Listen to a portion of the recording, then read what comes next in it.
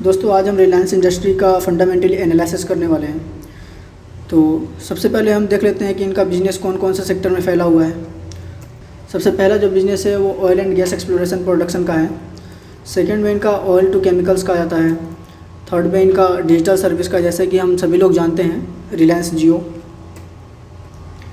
चौथा इनका रिटेल का बिज़नेस आ जाता है। रिटेल में जैसे कि हम देख सकते हैं फ़िज़िकल और डिजिटल दोनों प्लेटफॉर्म पे इनका रिटेल का बिज़नेस हमें देखने को मिल जाता है। रिटेल का जो इनका बिज़नेस है वो 4 सेक्टर में हमें देखने को मिल जाता है। पहला इलेक्ट्रॉनिक्स, दूसरा ग्रोसरी, तीसरा फैशन और फार्मेसी में। आप लोग देख सकते हैं ये कुछ उनके पॉपुलर ब्रांड्स हैं। तो पांचवा जो है वो इनका मीडिया एंड एंटरटेनमेंट का बिज़नेस आ जाता है। टीवी पे हमें इनका कुछ न्यूज़ चैनल्स वगैरह देखने को मिल जाते हैं और ये कुछ उनके एंटरटेनमेंट चैनल्स हैं। और ये डिजिटल प्लेटफॉर्म पे इनका मनी कंट्रोल, जैसे कि हम सभी लोग इस्तेमाल भी करते हैं। और ये बुक माई शो काफ़ी फेमस है। इसके बाद कंपनी के पिछले 5 साल का फाइनेंशियल देख लेते हैं, जिससे हमें कंपनी का परफॉर्मेंस के बारे में पता चल जाएगा। यहाँ जितने भी नंबर शो हो रहे हैं वो सारे रुपीज़ इन करोड़ में हैं। सबसे पहले हम कंपनी का सेल्स देख लेते हैं। तो मार्च 2017 में कंपनी के पास 3,03,954 का सेल्स हुआ था। और मार्च 2018 में 3,90,000, फिर मार्च 2019 में 5,68,000, मार्च 2020 में 5,96,000 और मार्च 2021 में सेल्स थोड़ा सा कम हुआ है, 4,66,000 हुआ है। इससे कंपनी को कोई ख़ास फ़र्क नहीं पड़ता। उसके बाद बात कर लेते हैं एक्सपेंसेस के बारे में। तो 2017 में कंपनी का खर्चा हुआ था 2,57,000, मार्च 2018 में इनका 3,26,000, 2019 में 4,84,000, मार्च 2020 में 5 लाख और मार्च 2021 में 3,85,000। तो खर्चा भी ठीक ही ठाक है इनका। अब बिज़नेस बढ़ेगा तो खर्चा तो होगा ही। अब बात कर लेते हैं कि खर्चे के बाद इनके पास प्रॉफिट कितना हुआ। तो मार्च 2017 में आप देख सकते हैं 40,000 के आसपास इनका जो है वो प्रॉफिट जनरेट हुआ था। 2018 में 49 और मार्च 2019 में 55,000, मार्च 2020 में 53,000 और मार्च 2021 में 55,000। तो प्रॉफिट भी हम लोगों को ठीक ठाक ही देखने को मिल जा रहा है। अब प्रॉफिट हो रहा है तो उसमें सरकार को भी तो कुछ टैक्स वगैरह भरना पड़ेगा। तो टैक्स वगैरह जो है वो भरने के बाद हम लोगों को नेट प्रॉफिट देखने को मिल जाता है। तो नेट प्रॉफिट हम देख सकते हैं यहाँ पे 29,000 के आसपास है। फिर ये 36,000 2018 में, 2019 में 39,000, 2020 में 39,000 है और मार्च 2021 में 49,000। तो प्रॉफिट भी ठीक ठाक ही है। अगर हम बात करें कंपनी के अर्निंग पर शेयर का, तो 2017 में 43 का, 2018 में 53 का, 2019-20 में 58 का और 2021 में 77 का रहा है। यहाँ नोटिस करने वाली ये बात है कि अगर पिछले साल से कंपेयर करें तो कंपनी के सेल्स में हमें गिरावट देखने को मिल रहा है और अर्निंग पर शेयर में हमें जंप देखने को मिल रहा है। तो ये होता है कंपनी के नेट प्रॉफिट से। कंपनी के सेल्स में गिरावट है, लेकिन इसी के साथ कंपनी ने अपने खर्चे पर भी कंट्रोल किया, जिसकी वजह से नेट प्रॉफिट में जंप देखने को मिल रहा है। और नेट प्रॉफिट में जंप होगा तो अर्निंग पर शेयर में ऑटोमेटिकली जंप आ जाता है। उसके बाद कंपनी का रिज़र्व के बारे में बात कर लेते हैं। तो 2017 में कंपनी के पास 2,60,000 का रिज़र्व था, जो कि 2018 में 2,87,000 हुआ। फिर 2019 में 3,81,000 और मार्च 2020 में 4,42,000 और 2021 में हो गया इसका 6,93,000। तो रिज़र्व तो इसका कंसिस्टेंटली बढ़ता जा रहा है। और लॉन्ग टर्म बोरोइंग की बात करें तो कर्ज तो कंपनी के ऊपर बहुत ही ज़्यादा है।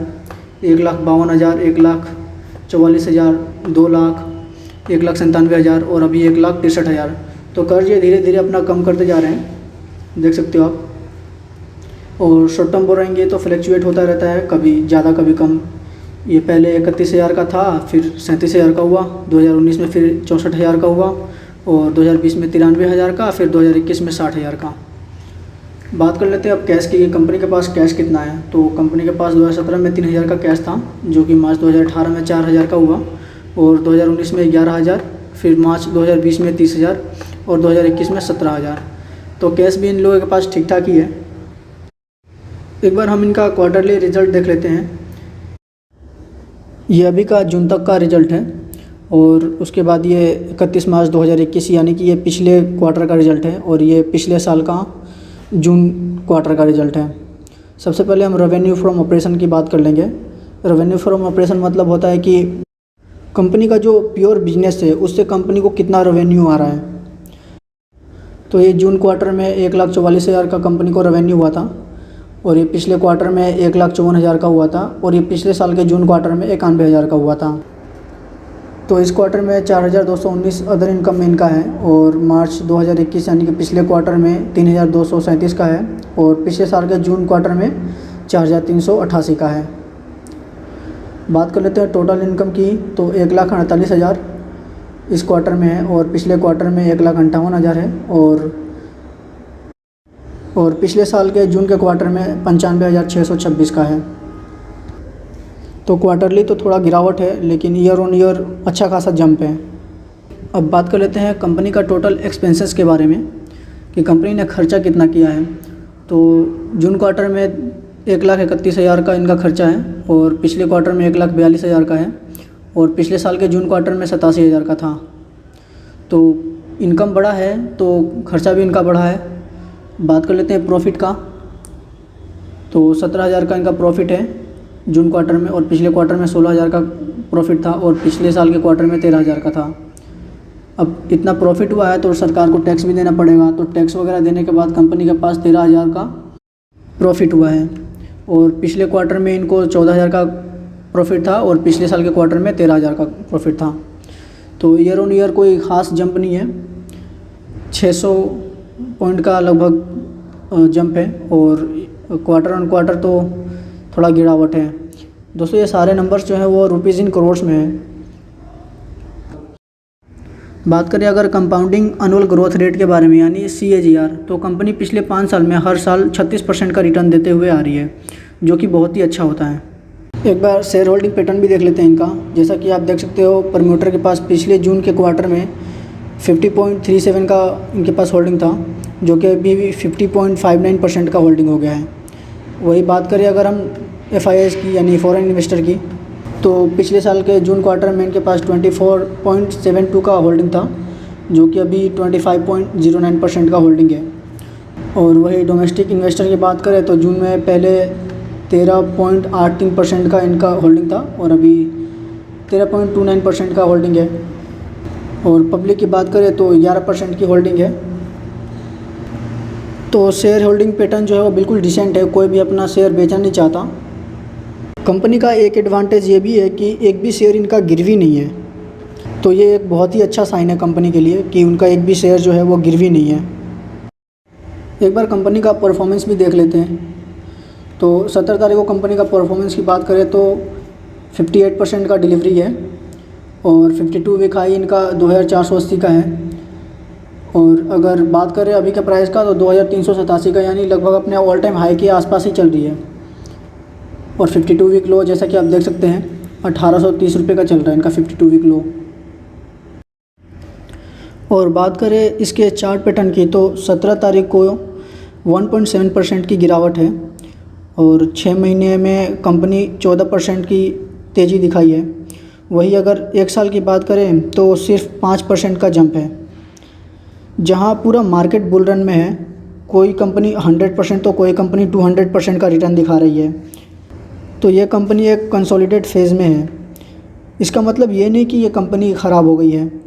अगर आप 5 साल का रिटर्न देखोगे तो 340% का रिटर्न है। 6 महीने में, 1 साल में तो कुछ भी हो सकता है। अगर आप लॉन्ग टर्म के खिलाड़ी हो तो आप इस कंपनी के साथ बेफिक्र होकर कभी भी इस कंपनी को बाय करके चल सकते हो। अगर कंपनी पिछले 1 साल में रिटर्न नहीं दी है तो इसके पीछे की वजह बस एक ही है कि फ्यूचर रिटेल के साथ में इनका जो डील होने वाला था उस पर अमेज़ॉन ने केस कर दिया और सऊदी अरामको का डील भी अब तक लटका हुआ है। बस इन्हीं 2 वजह की वजह से कंपनी एक साइडवेज पैटर्न में चली रही थी कि एक और इनके ऊपर सेमीकंडक्टर के शॉर्टेज का एक प्रॉब्लम खड़ा हो गया। 10 सितंबर 2021 को रिलायंस अपना स्मार्टफोन लॉन्च करने वाली थी, जो कि उस प्रोग्राम को डिले कर दिया गया सेमीकंडक्टर के शॉर्टेज की वजह से। और ये सिर्फ रिलायंस का इशू नहीं है, सेमीकंडक्टर का शॉर्टेज का जो प्रॉब्लम है वो ऑटो कंपनी, टेलीविज़न और स्मार्टफोन सारे कंपनीज से परेशान हैं। रिलायंस के मैनेजमेंट के तरफ से एक अपडेट आया था जिसमें उन्होंने कहा था कि बहुत ही जल्द वो कंपनी को डेट फ्री करने वाले हैं। डेट फ्री करने का जो इनका प्लानिंग है वो सऊदी अरामको डील में 20% का स्टेक बेचेंगे और ऑयल मार्केटिंग बिजनेस में 49% तक का स्टेक ब्रिटिश पेट्रोलियम को बेचेंगे। तो इस तरह से कंपनी अपना डेट फ्री करने वाली है।